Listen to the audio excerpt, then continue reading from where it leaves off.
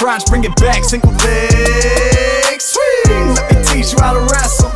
Okay. Let me teach you how to wrestle. Joe, thanks for joining us. I don't know how great I am. I'm just fighting through every day like all of us.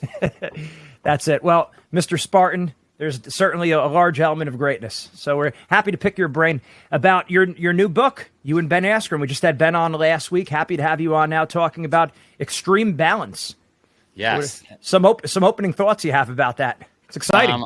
I'm thinking back to when you and I were on our way up to Cornell. We were going to hang out with Vito and Yanni and their dads, and you and I walked into our Airbnb, and there was like a giant thing of cookies. I don't know if you put the cookies there or if Zach Avanesh put the cookies there. Somebody put the cookies there to test us. I think it was test you and I, right?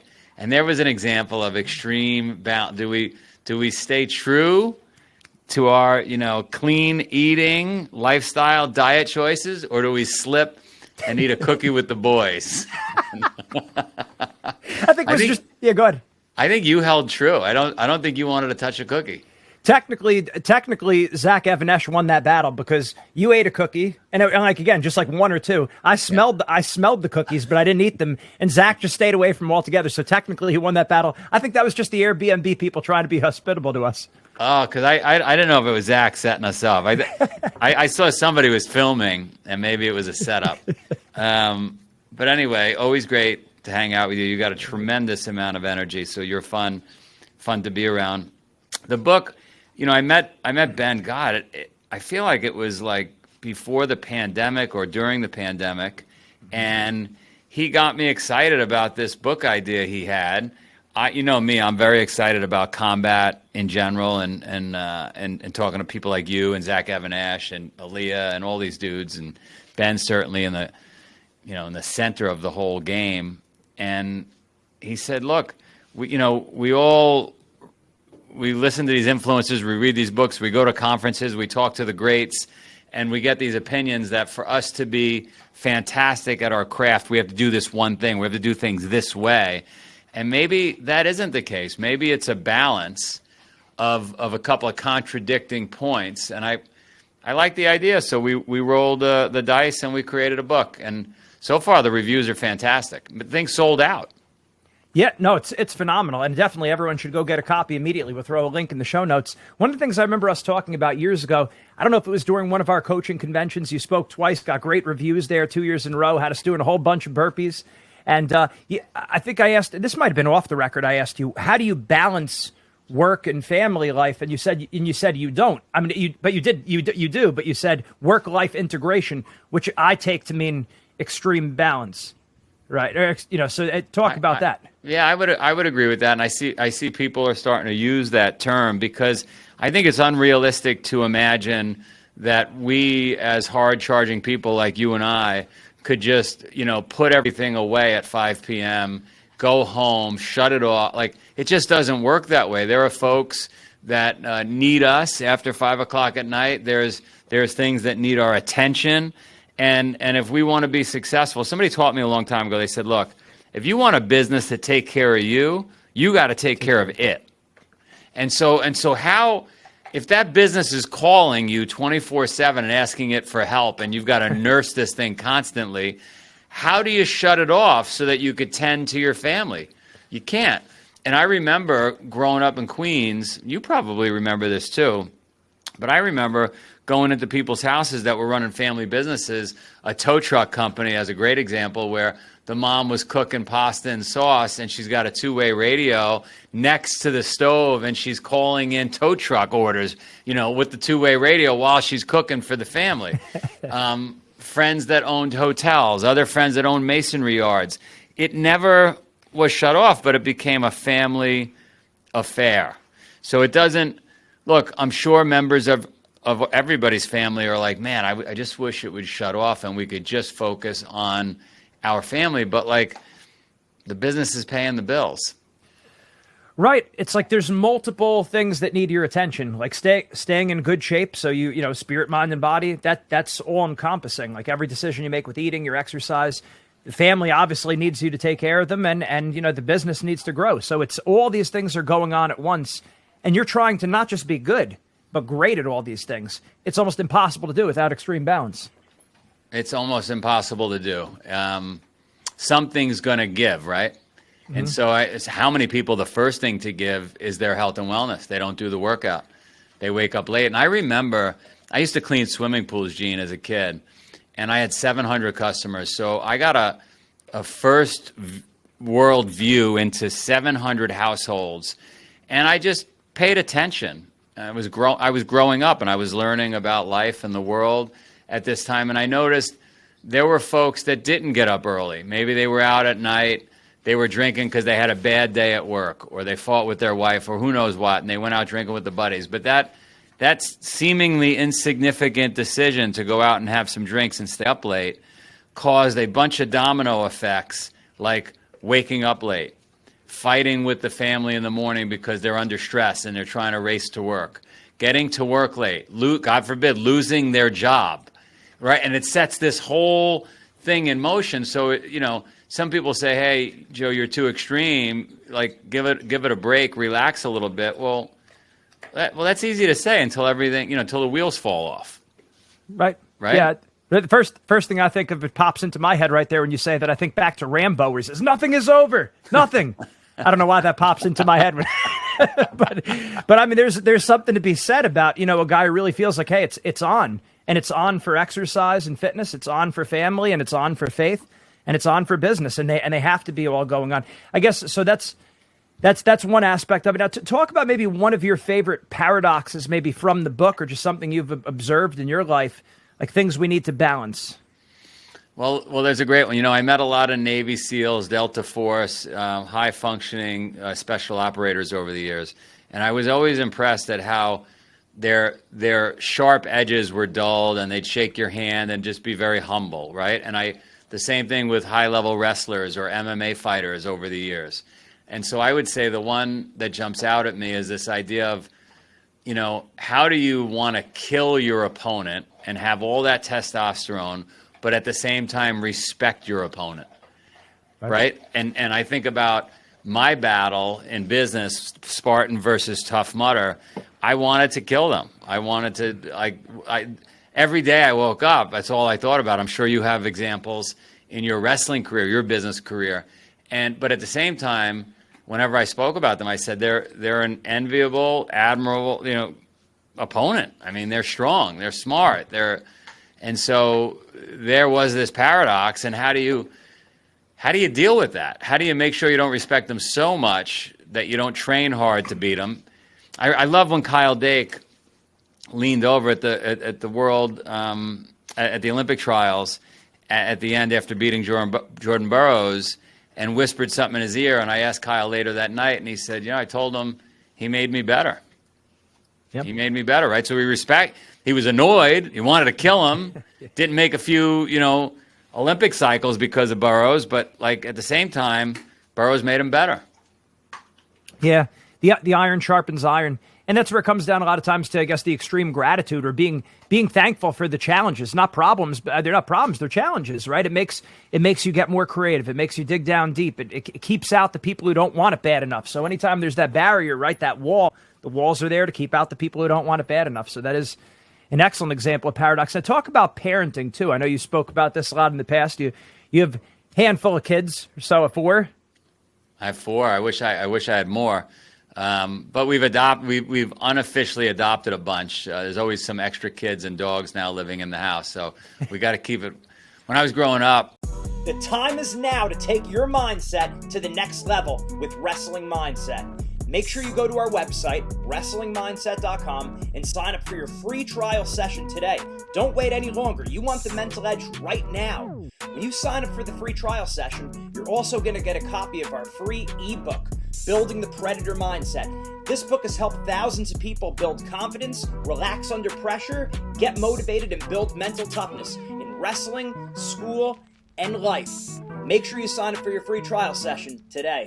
When I was growing up, I had those 700 customers. There was one customer that had like a madhouse, kids, dogs, birds, and he all these customers would talk to me, and I would seek advice. And he said, you got to make it fun. Life is short, and all this activity, all this energy around the house just makes it fun. I had one guy had an aardvark in his house, an anteater.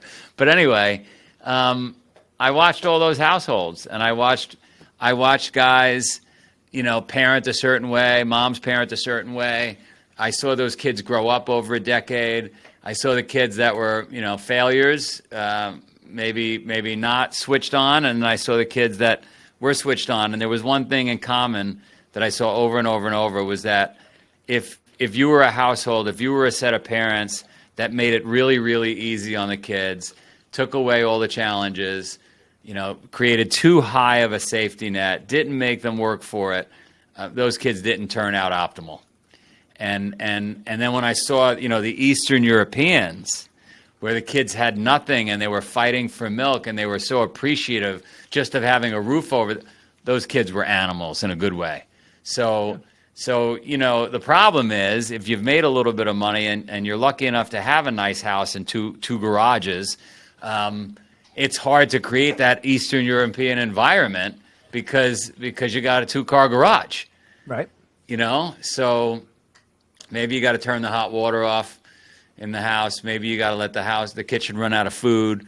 Very tough to do. Wives are not exactly into what I'm describing. So yeah, it's tough. Well, it's like, because I think every dad wants especially with their son, to grow up tough. Like you got to raise a man, right? And of course, in the dad's mind, there's also something too. We want to see our kids be a star athlete, right? Especially a son. I think that's just built into every dad.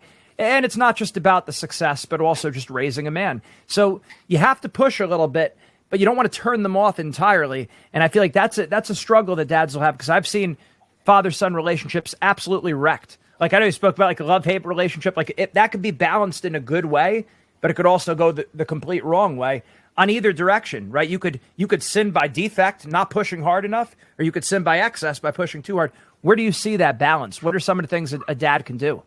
Oh my God, it's so tough. I mean, the great Santini, I thought about it during, my oldest now is 18, our youngest is 11, and would you do anything different with any of them, or what did you do well with them? Yeah, I would say I over optimize. Definitely pay attention to this, because if you have young children, I over optimize. If we were skiing, I over optimize to get more ski runs in to make them better skiers. If we were doing Kung Fu, I over-optimized to get there early to get more Kung Fu on the mat. I wanted them to get to bed early so they would wake up early. And when I think about it, I should have been mixing in a little more like, hey, how are we going to pay for the ski ticket? Who's got money?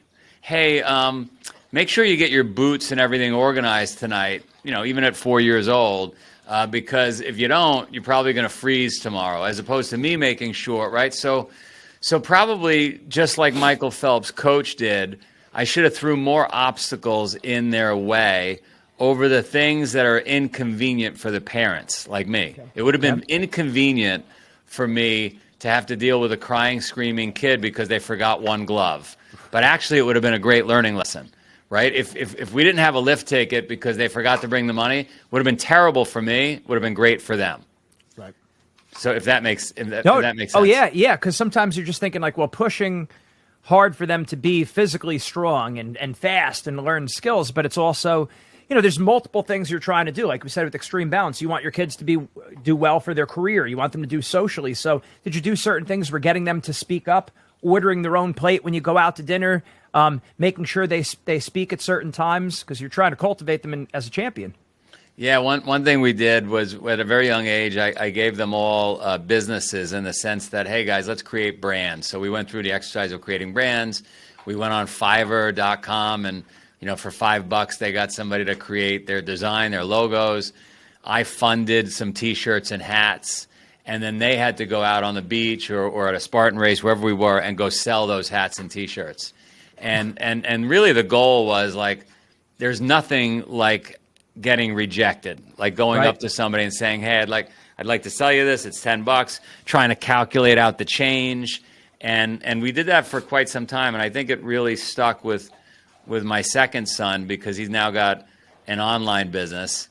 It didn't stick with all. I would have liked to have done it more, but it was very, in fairness, it was very embarrassing for my wife. Like, why does my husband have our kids selling my friends shirts and hats? Right. But the effort was more around the communication, like learning how to communicate. Because if you can communicate well, like you do, Gene, you're going to be successful. Period. End of story. I see this a lot nowadays on Facebook or even like group text messages where parents will say, hey, my daughter, my son is selling Girl Scout cookies. No pressure, but if anyone wants to buy. And it's like, I think that's not the way to, like, you need to come to the door. You should want the kid to go door to door. You need to get rejected and work through that. Exactly. 100%. The kid needs to do that.